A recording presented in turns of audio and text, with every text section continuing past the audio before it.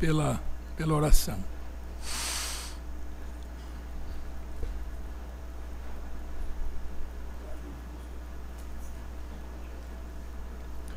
Eu disse algum tempo atrás que o grande pregador Spurgeon, Charles Spurgeon,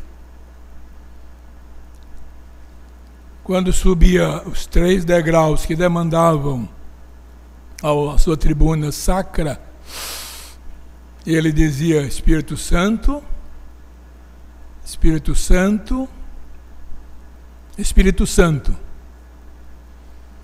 Hoje, quando eu subi aqui, eu disse: Deus Pai, Deus Filho e Deus Espírito Santo.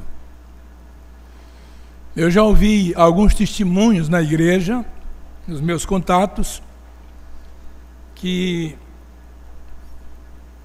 os irmãos, pelo menos ouvi umas 2 ou 3 vezes, nós gostamos de tudo da igreja, mas o principal é o culto do domingo pela manhã. Não falaram em culto da noite, nem na escola, até mesmo a escola bíblica, a escola dominical. O culto pela manhã. Eu espero em Deus que não seja, nesta manhã, motivo a menor para que os irmãos deixem de gostar desse trabalho que é muito importante para a vida de todos nós. Vamos voltar a Atos 17, porque domingo passado a gente não concluiu. Eu queria fazer mais algumas colocações hoje. Eu dizia, não encerrando, porque essas coisas da palavra de Deus não se encerram assim exaustivamente, em poucos minutos que nós dispomos. Mas pelo menos adiantar mais alguma coisa. Atos 17, a partir do verso 16. É o discurso ou o sermão do apóstolo Paulo em Atenas. Enquanto Paulo, eu vou ler todo o texto novamente para a gente ficar com a mente bem situada. Enquanto Paulo os esperava em Atenas, esperava Silas e Timóteo, se juntaram a ele. O seu espírito se revoltava em face da idolatria. O tema de hoje é esse. Se revoltava em face da idolatria dominante na cidade. Por isso dissertava na sinagoga entre os judeus e os gentios piedosos, também na praça e todos os dias entre os que se encontravam ali.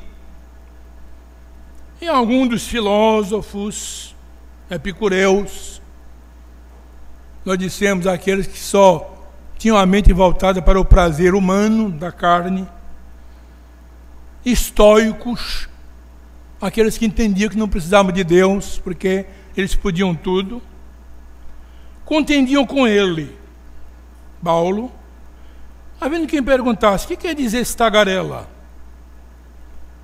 E outros diziam, parece pregador de extremos deuses, pois pregava Jesus e a ressurreição.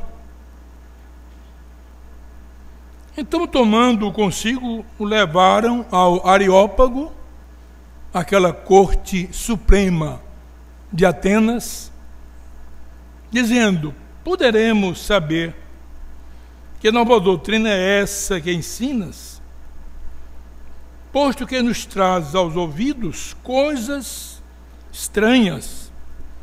Queremos saber o que vem ser isso, pois todos os de Atenas e os estrangeiros residentes ali, de outra coisa não cuidavam senão dizer ou ouvir as últimas novidades.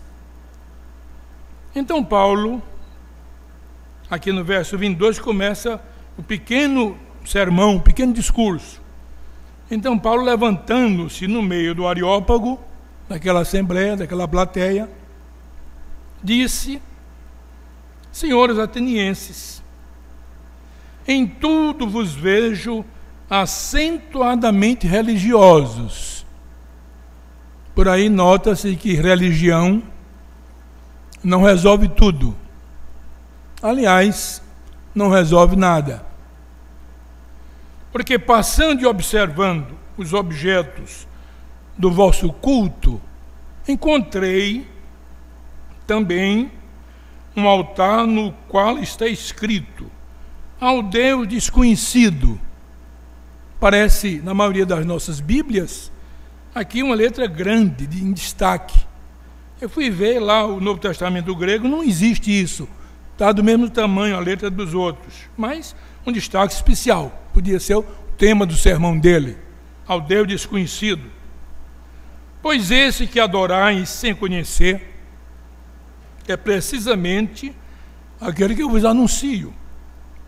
O Deus que fez o mundo e tudo que nele existe, sendo ele Senhor do céu, da terra, não habita em santuários, em templos, em casas, feitos por mãos humanas, nem é servido por mãos humanas, não é carregado pelas ruas, não é esse Deus que Paulo está querendo apresentar aqui, como se de alguma coisa precisasse, pois ele mesmo é quem a todos dá vida, respiração e tudo mais, já que a vida estava nele, em Cristo, que é o mesmo Deus com o Pai. De um só fez toda a raça humana para habitar sobre toda a face da terra. De Adão, de um casal, de um só fez toda a raça humana para habitar sobre a face da terra, havendo fixado os tempos previamente estabelecidos e os limites da sua habitação, para buscarem a Deus e, porventura, tateando na sua pobreza religiosa, o possam achar, bem que não está longe de cada um de nós, porque Deus é um Deus onipresente. Pois nele vivemos, e nos movemos e existimos, como algum dos vossos poetas tem dito, porque dele também somos geração. Foi o nosso assunto mais demorado, domingo próximo passado, para os que estavam aqui. Sendo, pois, geração de Deus, não devemos pensar que a divindade é semelhante ao ouro, à prata, ou à pedra, mármore, alguma coisa, trabalhados pela arte e imaginação do homem.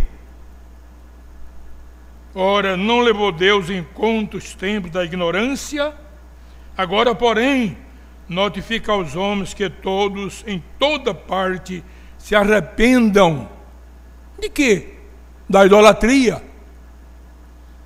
Porquanto estabeleceu um dia em que há de julgar o mundo com justiça, por meio de um varão que destinou e acreditou diante de todos, ressuscitando dentre os mortos. Quando ele falou ressuscitando dentre os mortos, ele parou aí, porque não pode continuar. E diz aqui no verso 32, quando ouviram falar da ressurreição de mortos, uns escarneceram e outros disseram a respeito deste assunto que ouviremos noutra ocasião, e foram logo saindo. A essa altura, Paulo se retirou do meio deles, porque certamente a partir dali a sua vida corria perigo. Houve, porém, alguns homens que se agregaram a ele e creram. Alguns se converteram.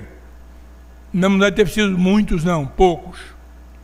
Entre eles estava o Dionísio, falamos sobre ele na semana passada, o Areopagita, porque era membro daquela Suprema Corte do Areópago, uma mulher chamada Dâmaris, ou no nosso português Damares, e com eles outros mais. Outros mais. Disse até que Dâmaris era esposa de Dionísio, mas não se tem uma segurança nessa afirmação. Era uma nobre cortesã que participava também daquele tipo de assembleia. Não era comum, era uma mulher muito importante. Muito bem, vamos curvar a cabeça um instantinho e vamos orar. Pai amado, nós estamos aqui na Tua presença, que o Senhor nos dê as condições que nós precisamos, debaixo do Teu Espírito Santo, condições físicas, condições psicológicas, mas, acima de tudo, condições espirituais, para sermos usados pelo Senhor na transmissão do Teu recado, da Tua palavra, para os corações aqui presentes. Fala como tens falado ao meu coração, para que com clareza,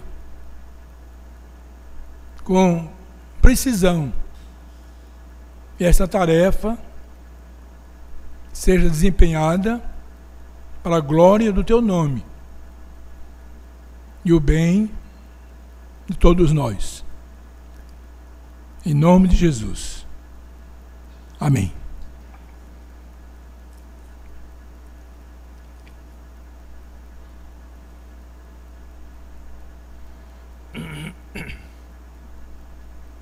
Meus irmãos, nós poderíamos até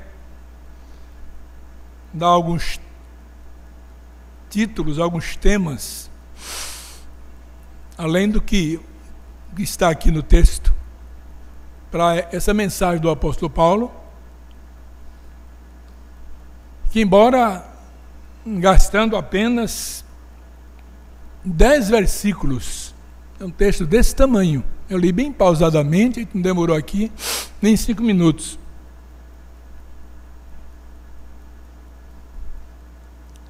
Pactou uma assembleia de pessoas nobres, pensadores respeitáveis, respeitados, naquela cidade onde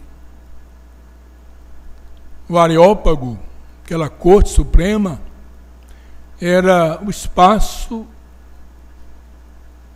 mais temido, porque ali só chegavam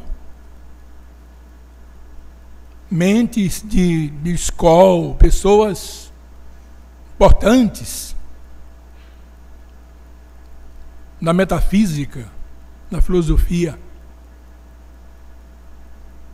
Então, lá está escrito ao Deus desconhecido. Mas você podia bem pensar comigo um tema assim: o Deus verdadeiro e os deuses falsificados. Está aqui dentro do texto. Monoteísmo versus politeísmo. Um Deus único diante de muitos deuses, que era tão comum na cultura greco-helênica.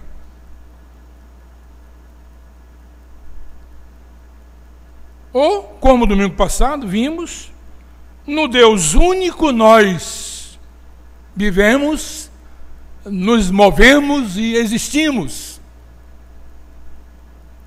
Mesmo que isso tenha sido uma citação de algum poeta, pouco antes de Paulo, você tem aqui alguns nomes de alguns deles.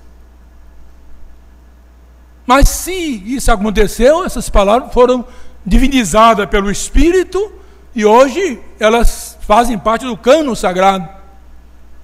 Não tenho dúvida nenhuma. No Deus único nós vivemos, nos preservamos, nós nos movemos, nós testemunhamos essa graça diante desse mundo incrédulo em que vivemos. Paulo experimentou isso tantas vezes. E existimos para sempre. Não só a vida daqui, mas a vida da além, a vida do céu.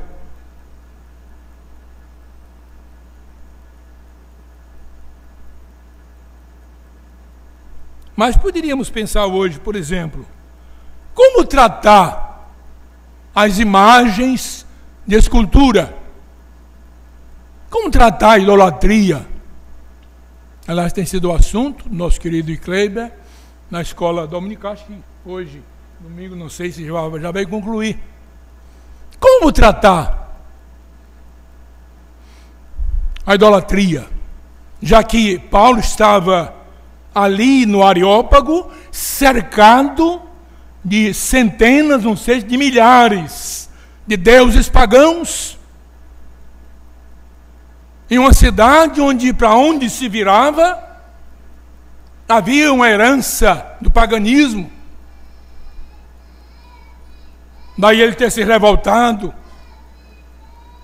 por causa dos objetos do culto daquela cidade tão culta do seu tempo.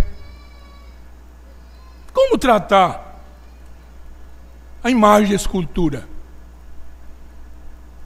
E eu coloquei aqui 3 verbos da primeira conjugação. Primeiro, não forjar. Não forjar. Não fazer, não construir. Segundo, não adorar.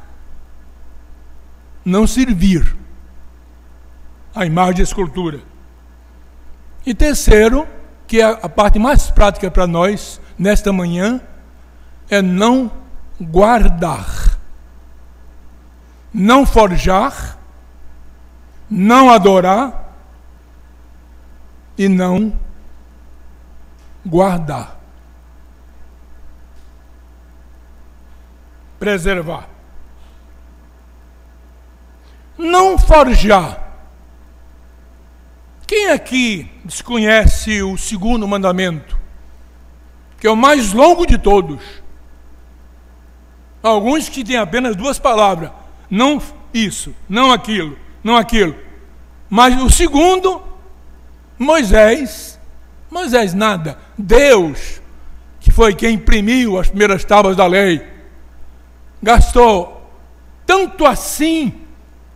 São 3 versículos, pelo menos aqui, nessa forma de separar a Bíblia, uma coisa que aconteceu depois, não está no original essas coisas, mas alguém colocou em 3 versículos, não farás, é Deus falando a Moisés, Moisés falando para o povo, não farás para ti imagem de escultura, nem figura alguma.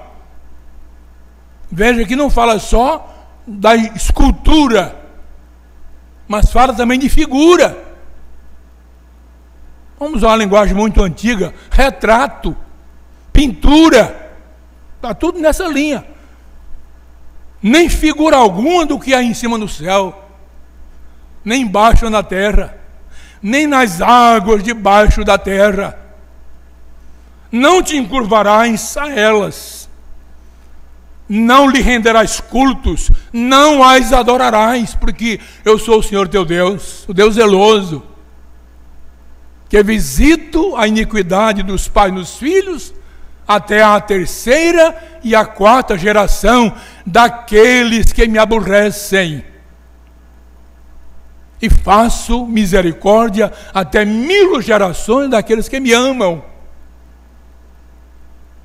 Ainda assim, condenando a idolatria, a sua misericórdia se apresenta como longânima para abençoar ao homem tão caído, ao homem idólatra. Não farás para ti imagem de escultura.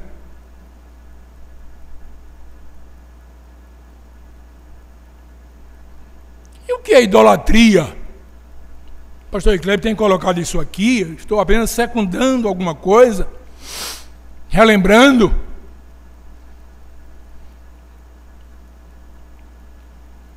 Eu fiz umas notas aqui. Eu me lembro que o grande historiador Arnoldo Toynbee, que escreveu um livro famoso, muito lido no seminário, uma história da religião,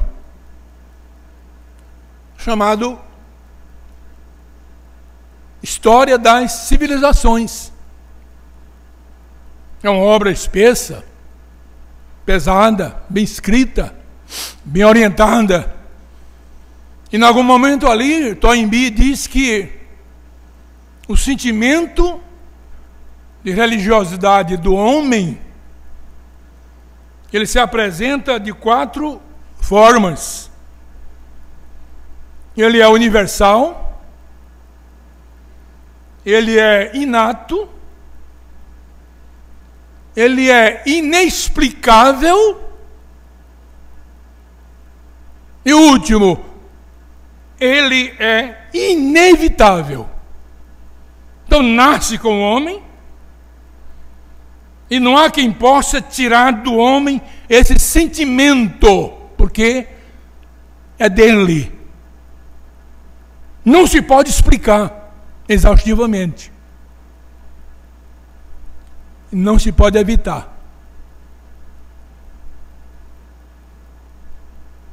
A sociologia, ao lado da antropologia, de Max Weber para cá, departamentalizou o homem da seguinte maneira: há um homo, na linguagem mais latina, um homo faber.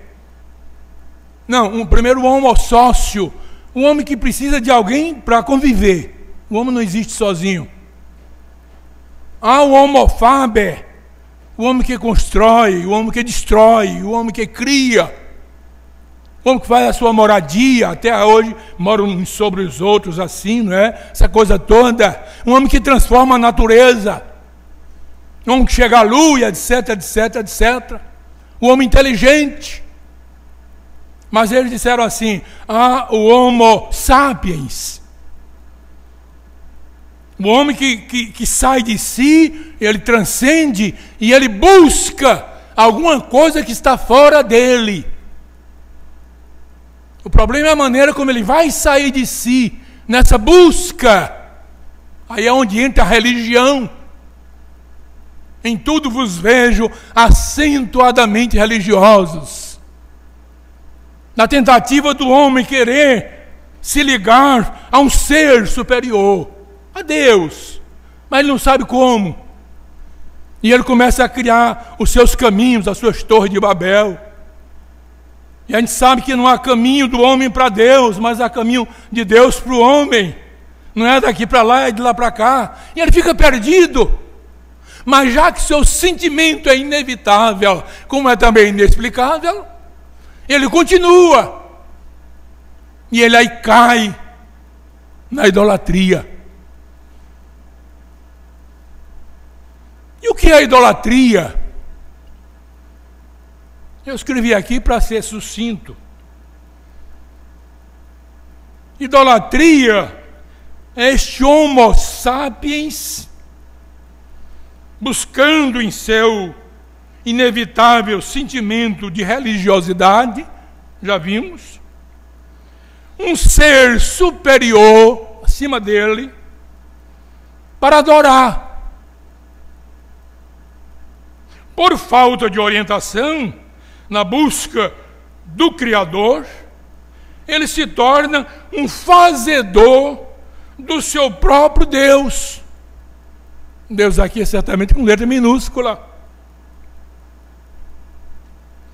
É uma coisa parecida assim, é como a criança que, não tendo um amigo para brincar, com quem conversar, cria em sua mente fabuladora um companheiro, dá-lhe um nome e lhe imputa até os erros que ele próprio cometeu.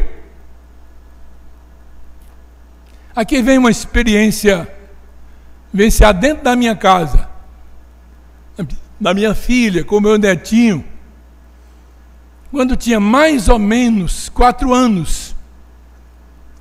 O Mateus, que esteve aqui há 2 semanas,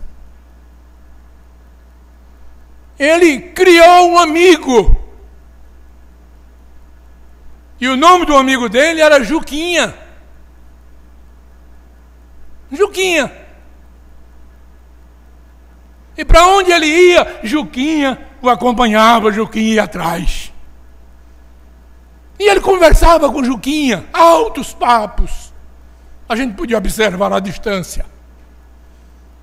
Mas o mais interessante, quando um dia a mãe disse assim: quem me quebrou a chaminé da casinha? Ela tem várias casinhas lá de adorno que trouxe da Europa, Estados Unidos, onde morou. Quem me quebrou a chaminé da casinha? Ele prontamente disse: foi Juquinha. Foi Juquinha.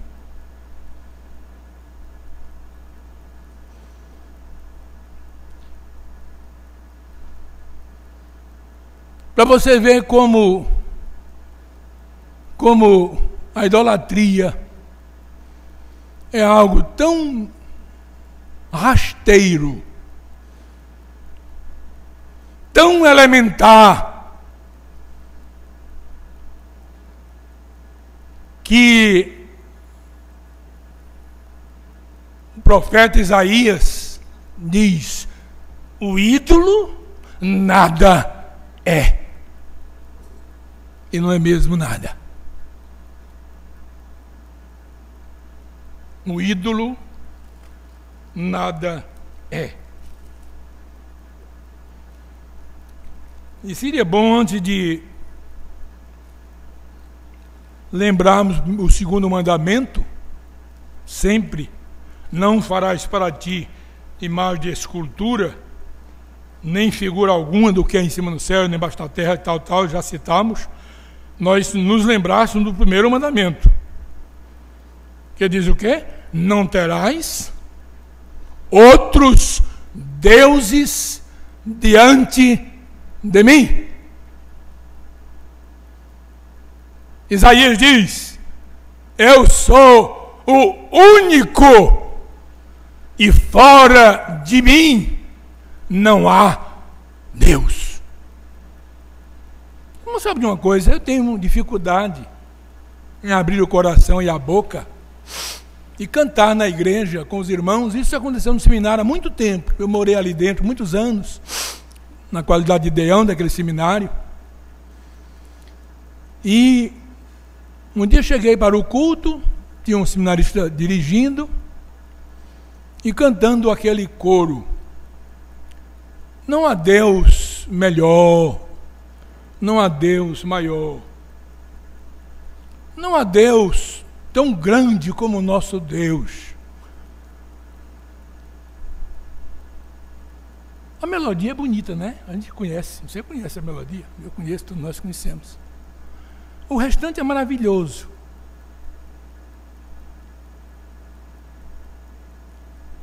A gente deve cantar, está certo ou está errado? A primeira parte está errada. Você não devia cantar assim. Sabe por quê? Porque você termina desconsiderando um princípio bíblico da unicidade de Deus. Só existe um Deus. Eu não posso compará-lo a nenhum outro, porque nenhum outro existe. Sabe quando é que eu vou acontecer? Eu vou cair na cultura pagã, greco-romana, onde Zeus era o Deus supremo e ele mandava sobre todos os outros deuses. Então eu tenho um Deus grande que manda nos deusinhos que existem por aqui. Eles não existem. Tem que haver profundidade, percepção, para sabermos o que é que nós estamos cantando, o que é que estamos ensinando. Deus não pode ser comparado. Lá no Velho Testamento eles faziam muito outros deuses, não sei o que, não sei o que, não sei o que, por causa daquela cultura, mas quando chega no Novo Testamento, vê se você ver alguma coisa parecida. Mas não existe mesmo. Já o profeta Isaías já dizia isso. Deus é único e Ele não pode ser comparado a nada, e muito menos a um ídolo forjado pela mão humana. Não terás outros deuses diante de mim. Falou-se no ano passado, rapidamente, sobre a teologia apofática de Dionísio, não foi? Alguém deve estar lembrado. Dionísio converteu-se com o sermão de Paulo em Atenas. Entre que se converteram, aparece o nome dele. Por que aparece o nome dele? Porque Deus sabia que esse homem ia ser um homem muito importante na própria sua cidade de Atenas, no meio de toda a idolatria. O que me chama a atenção, meus irmãos, é que aquele homem ilustre, pensador, inteligente, nobre, rico, poderoso, ouvindo essa mensagem paulina, naquele momento importantíssimo da sua vida, ele ignorou todos os deuses que estavam ao redor. Daí a sua teologia, depois pelos pais, ser chamada de apofática, ou apofáctica, é a mesma coisa. Após, além do fato, além do visual, além do tangível, do que você pode tocar, além do que você pode ver. Eu tenho pena das pessoas que, para se relacionar com Deus, tem que colocar uma imagem diante de si. Não, porque aí me ajuda. Dionísio desprezou tudo isso.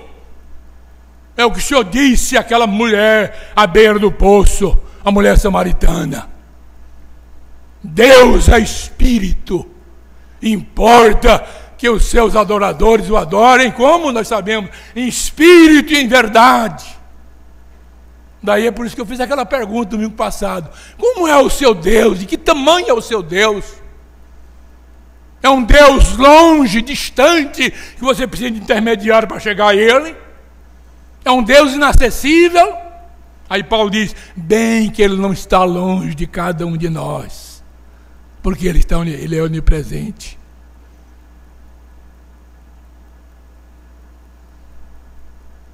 Então, na teologia de Dionísio, eu falei que ele falou alguma coisa sobre a sarça ardente, e aquilo ali é maravilhoso, mas esse assunto vai longe, Os irmãos se recordam, né? Moisés, agora cuidando das cabras do sogro, havia deixado o palácio real, uma mudança muito grande de vida, e um dia ele está lá e vê um arbusto pegando fogo, se queimando, mas não se consumia. E ele teve os seus olhos voltados para aquela cena, e ele foi se aproximando. Quando ele chegou mais ou menos perto, ouviu uma voz: Moisés, né?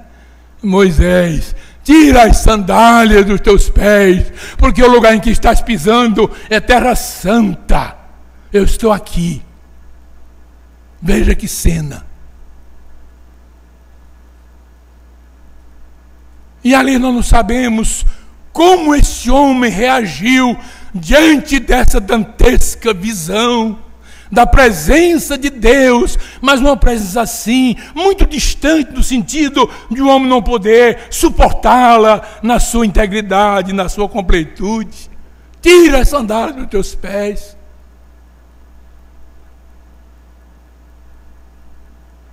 Aí eu fico pensando, quantas vezes nós entramos no santuário do Senhor com os pés sujos.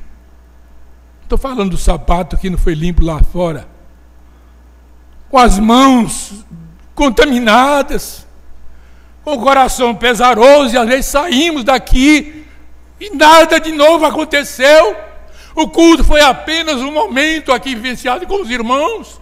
O pastor Clay falou, o pastor Nizam disse um bocado de coisas, mas não houve nada, nós continuamos os mesmos, porque não podemos usufruir dessa presença mirífica da graça de Deus na vida da gente. Como seria bom em cada culto que nós prestássemos a Deus alguma coisa nova acontecesse na minha vida e na sua vida, e a gente, quando descesse ali a rampa, a escadaria daqui, saísse lá fora no portão, levasse alguma coisa nova para ser exercitada no nosso dia a dia, na nossa semana de luta, de trabalho e de atividades. Mas às vezes não há mudança e a gente volta aqui, e passa 2012, e 2013 daqui a pouco se acaba, e parece que as coisas não mudam, porque não temos essa visão, o nosso Deus é muito pequeno.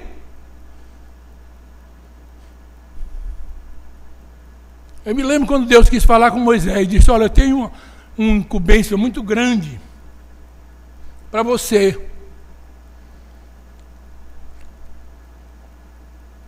Lembrar o pastor Cláudio.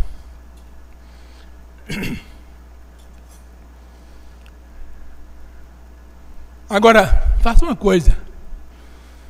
Venha passar 40 dias e 40 noites aqui nesse monte, Monte Sinai. Faça um limite para o povo e diga: povo, não passe daí para cá. É daí para lá, porque se passar daqui para cá, vocês vão morrer todos por causa da minha presença.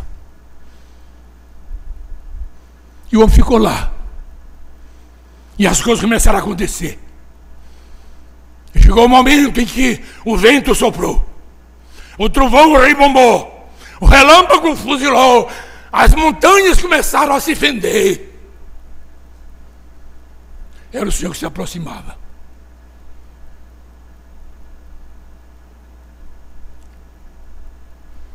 Mas de repente houve um cicio, um vento frio, manso, manso.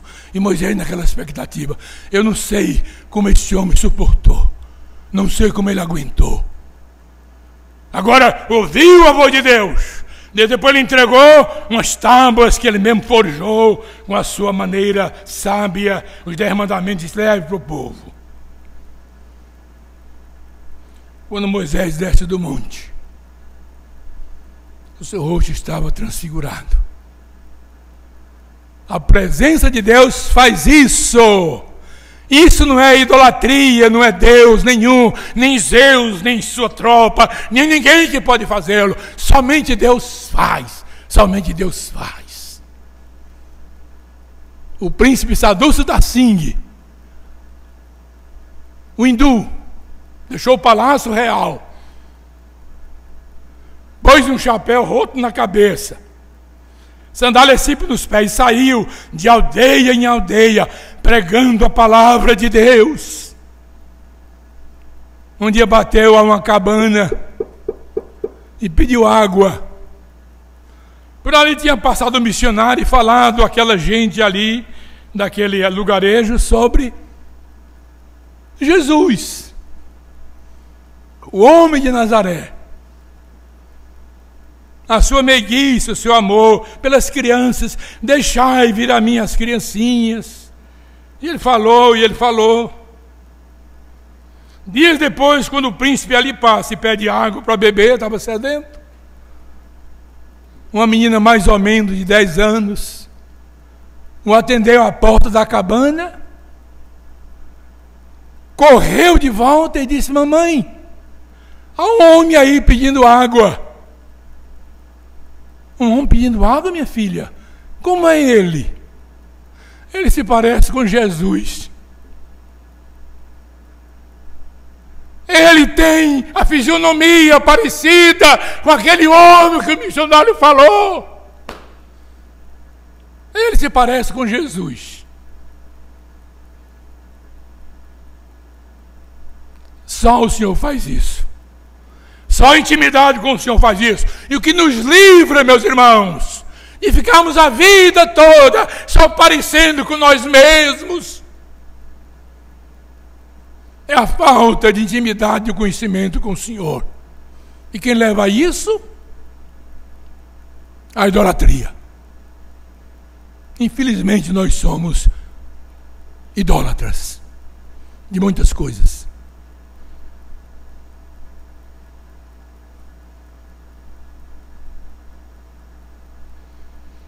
Agora, como cercear? Como o quê?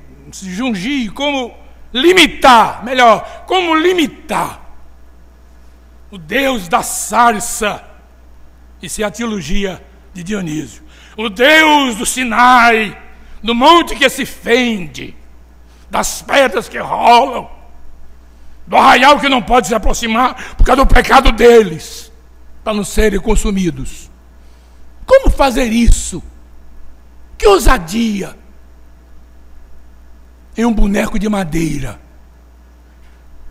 ou de pedra, ou de qualquer coisa. É muita pobreza. Não farás para ti imagem de escultura. Não forjar, não adorar. Está no versículo, né? Segundo mandamento. Não farás para ti imagem de escultura, nem figura alguma do que é em cima do céu, nem embaixo da terra. Não te encurvarás a elas, não lhes servirás, não as adorarás. Ah, mas eu não adoro, eu venero. Ah, já ouvi muito alguém dizer isso. Eu venero. Venerar e adorar são a mesma coisa em qualquer língua do mundo. Ah, mas eu nem adoro, eu nem venero. Eu consulto. Eu só consulto. Eu estava vendo ontem que mais de 5 milhões de idólatras do mundo inteiro rumam a Fátima em Portugal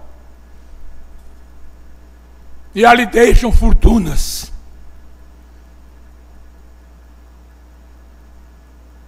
Aqui mesmo no Brasil, no sul, centro-sul, mais de 3 milhões por temporada vão à Aparecida para exercer a idolatria. Aqui em Casa Amarela, no Morro da Conceição, mais de 2.500 pessoas sobem o morro, alguns até de joelho, outros de barriga, como eu já vi, pelo menos pela televisão, para exercerem também os seus intentos idólatras. O Brasil está entre os países mais idólatras do mundo. Nossa terra, nossa pátria.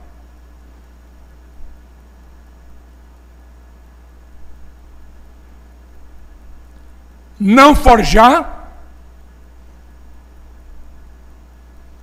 não adorar, não venerar e não consultar. Por que não consultar? Paulo diz, falando a Timóteo, capítulo 2, verso 5. Sabe do texto, né? Há um só mediador, que medeia entre Deus e o homem.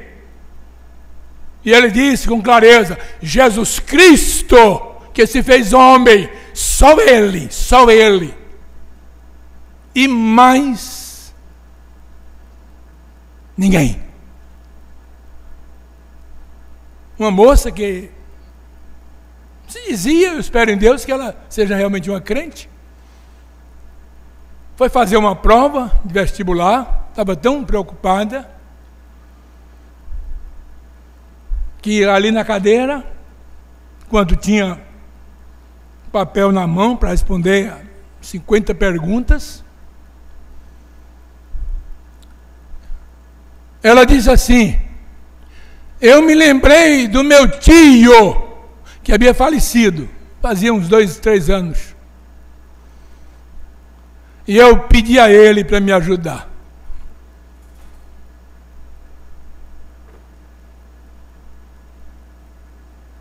Hoje há umas denominações por aí, até históricas, antigas, dizendo-se aderentes, participantes da igreja primitiva, e tal, e tal, e tal, e tal, e tal, e tal. que credencia aos chamados santos e a mãe do Senhor Jesus a possibilidade de intercessão. Isso é idolatria. Isso não pode ser nomeado. Isso é um problema que desmerece a santidade e a grandiosidade de Deus, daquele Deus de Moisés, daquele Deus da sarça e do Sinai.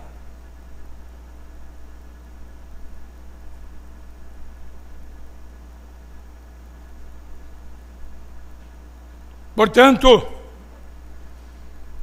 não forjar, não adorar, ou venerar, ou consultar, e não guardar. Não guardar. Lá em Gênesis 31, 19, houve uma mulher que depois, mais tarde, largou uma mentira muito grande. Primeiro mentiu para o pai. Depois mentiu para um outro filho seu e para o seu marido. E até certo ponto morreu cedo. Quando você vai a Jerusalém, eu já passei por aquela estrada, disseram aqui vamos parar na tumba de Raquel. E tem uma estátua grande dela, bonitona. Devia ser uma mulher muito bonita. E a Bíblia diz isso mesmo. Alguma coisa nesse sentido. Raquel. Diz a Bíblia que ela não só furtou os ídolos do pai, mas mentiu para o pai e depois mentiu para o marido depois. Para Jacó. Sabe o que eu penso? Eu acho que todo idólatra é mentiroso. E a Bíblia diz que o mentiroso não tem parte no reino dos céus. Então está fora. Eu não vou discutir aqui a salvação de Raquel. Acho que ela deve estar no céu, porque Deus perdoa mesmo. Mas é um problema.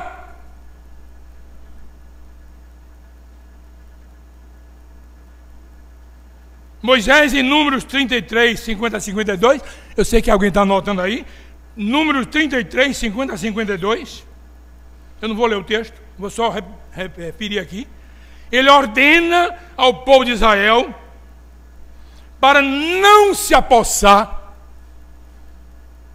e nem guardar os ídolos dos cananeus. Eles estavam atravessando o Jordão. Eles iam atravessar o Jordão, não é com Moisés, já é com Josué, mas a orientação vem antes. Olha, quando vocês passarem para o outro lado do Jordão, que Moisés nem passou, vocês não se apossem e vocês não guardem os ídolos daquela gente idólatra e pagã, que vai ser uma tragédia para a vida de vocês. Como foi? Porque o povo desobedeceu a ordem do Senhor, reteve os ídolos, os guardou e os adorou. E o Senhor disse: agora a minha ira vem sobre vocês. E veio mesmo.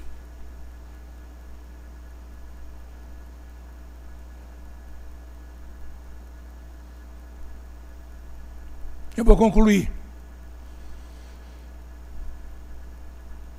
Eu morava em Natal, era pastor lá da primeira igreja, no começo do meu ministério, e vim pelo menos umas 3 vezes, naqueles 6 anos, pastorado ali, porque tinha que voltar para o meu presbitério de origem, que era Garanhuns, que me impôs um período limitado. Ficava hospedado na casa de um casal ilustre, presbítero Álvaro Ximenes, e a esposa, a nobre irmã Aglaia Ximenes. Você que está aqui sabe de quem eu estou falando.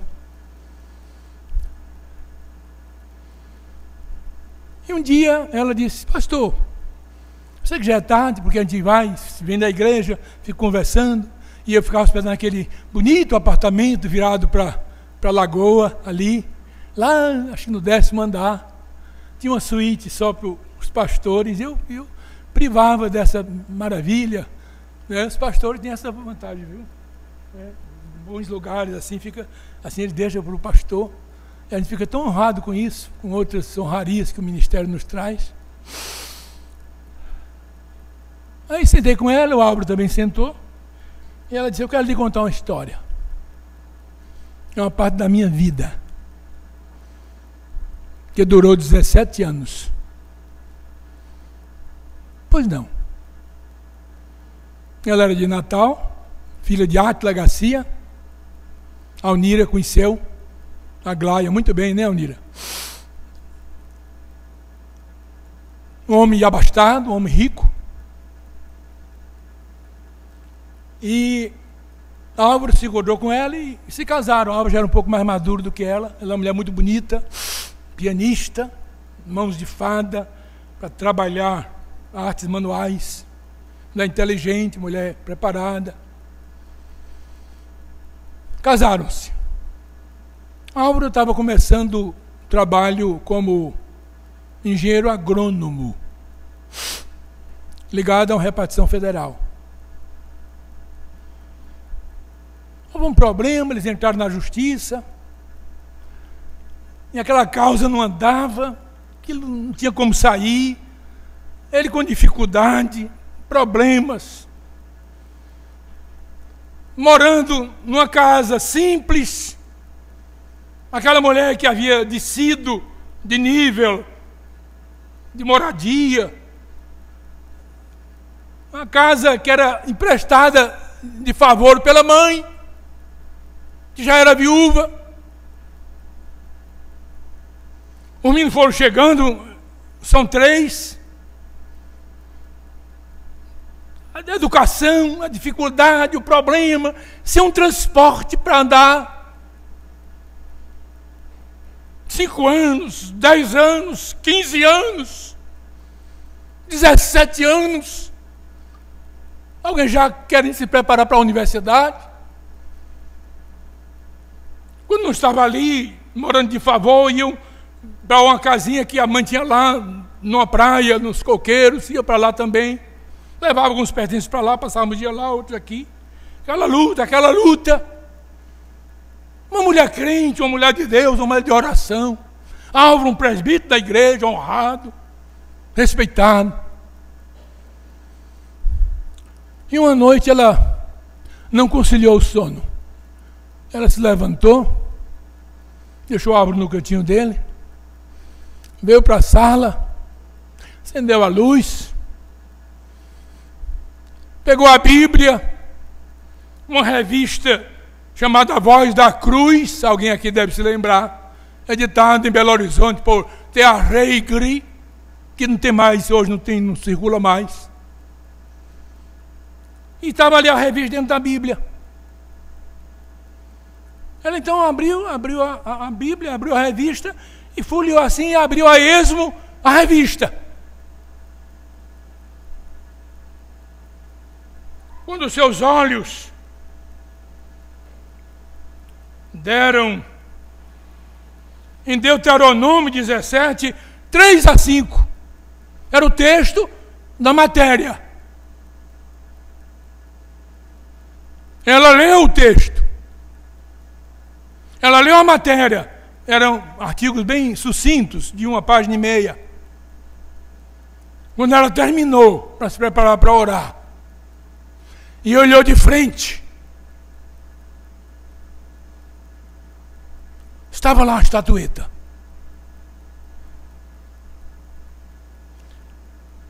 E ela disse que olhou para ela, e parecia que ela estava olhando para a Glaia, com olhos de reprovação. Isso é dentro da madrugada, 3 horas da manhã. Aí ela começou a suar. E ali ela orou. E a manhã foi chegando. E ela bateu em Álvaro e disse: Álvaro, acorde. Acorde. Temos uma tarefa. E Álvaro disse: o que é, mulher? Disse, chame Alvrinho também, que é o filho. Nesse ano, ele tinha 17 para 18 anos já.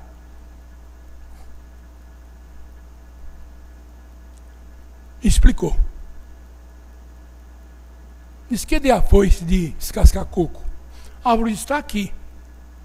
Vá lá na sala e pegue aquela infeliz, aquela estátua, está sobre o móvel. E vamos despedaçá-la aqui na área, agora de manhã. E vamos sair daqui, e vamos para a praia agora mesmo. E vamos quebrar a outra que está lá. O pai Átila Garcia guardava essas estátuas do avô. E disse, a primeira filha que casar, eu darei de presente. Isso já vinha de geração.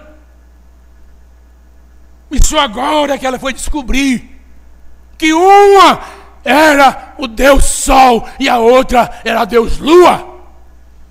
Eles quebraram em casa o sol, espedaçaram a lua na praia, na base da foiçada.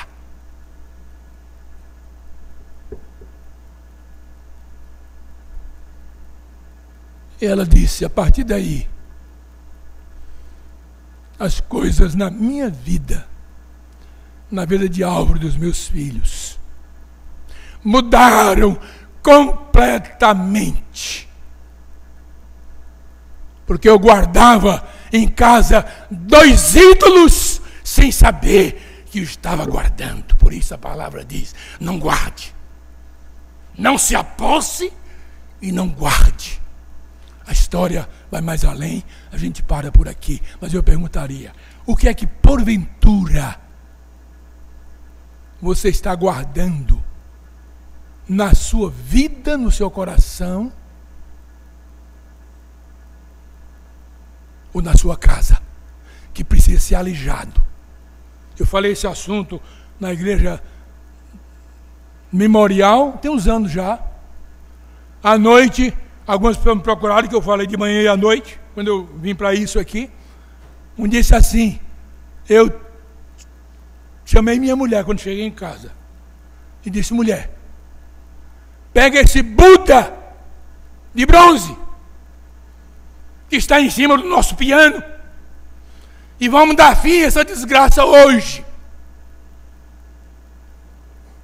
E jogaram numa boca de lobo, porque nem podia quase destruir. Uma senhora, esposa de um suíço a quem eu dava umas aulas de português, numa fábrica de relógios lá em Garanhuns, foi para o México, ela era mexicana, me trouxe um chaveiro bonito. Eu pus aquele chaveiro na minha Brasília amarela, novinha. E eu olhava para aquele negócio e eu não gostava. E aquele negócio balançando, parava e eu ficava olhando. Aí um dia tirei, fui ver, olhar. Descobri que aqueles implantes ali todinhos eram objetos totêmicos dos maias.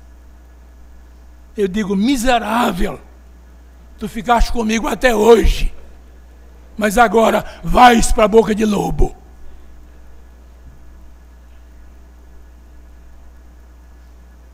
Um dia desse veio um menino da igreja com um cordão no pescoço, com o yin e yang.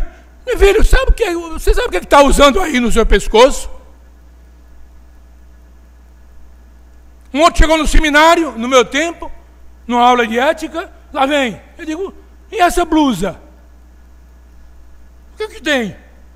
Eu digo, tem. Vá trocar. Ele era externo. Ah, mas eu não dá tempo aí voltar. Um colega se levantou e disse, eu lhe ajudo, venha comigo. Foi lá no quarto e trocou. E voltou. Eu disse, você sabe o que você está usando nessa blusa? Não, é porque todo mundo está usando.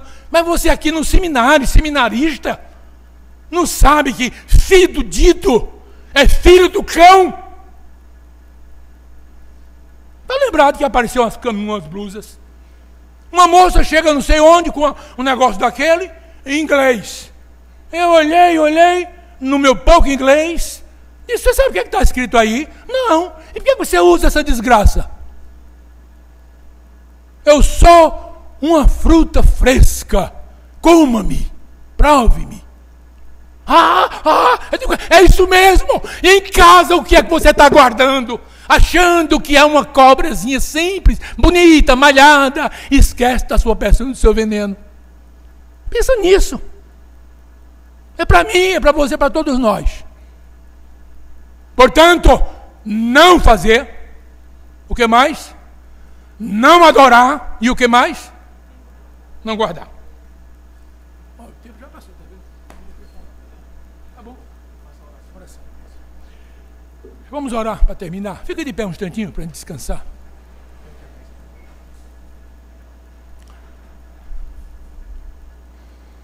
Pai amado, nós te agradecemos porque a tua palavra ela é verdadeira. Nós queremos ter uma visão translúcida das tuas coisas. Não queremos ficar nessa mesmice, correndo o risco de sermos idólatras até às vezes sem sabermos. Trabalha o meu coração, a minha vida e a vida também dos meus irmãos nesta manhã, neste dia e pelo resto dos nossos anos. Cuide de nós, cuide da tua igreja, prepare a noiva para a volta gloriosa do Senhor Jesus, porque o ídolo tira o lugar do Senhor Jesus na nossa vida e nós queremos ter o coração disposto para Ele, somente para Ele, pois é em seu nome que nós oramos. Que a graça do Senhor Jesus, o amor de Deus, o Pai e a comunhão do Espírito Santo sejam sobre vós e sobre vós permaneçam hoje e sempre.